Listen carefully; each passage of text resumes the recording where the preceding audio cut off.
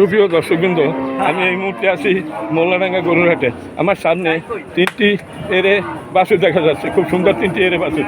এই হলো বাছুরের মালিক। আপনার নাম কি? আসাদ ব্যাপারী। হ্যাঁ, আসাদ ভাই।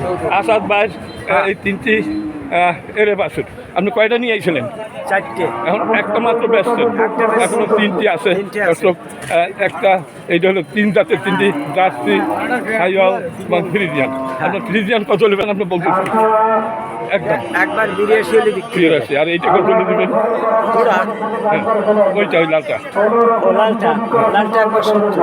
আর এইটা জার্সি? এটাও তাই। হ্যাঁ, এটাও 70 একবার। একদম আপনার 70। আপনার নাম কি বললেন? আসাদ ভাই। আসাদ ভাই।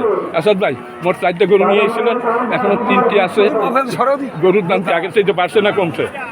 এটা একটু হালকা কমছে। আচ্ছা, আমি একটা ভিডিও সাক্ষাৎকার নিয়েছি, এসব লোক কারা? না, সেইটা তো বলবা ভিডিওর মাধ্যমে। কম হয়েছে, বর্তমান কম। কেনা বেচা নাই, এটা আপনাদের গরু তাই না? আচ্ছা, বেচা কিনা আগে থেকে আরো কমতেছে নাকি দর? ডাউন আগে ডাউন। এই হলো গরুর দাম জানানো হলো।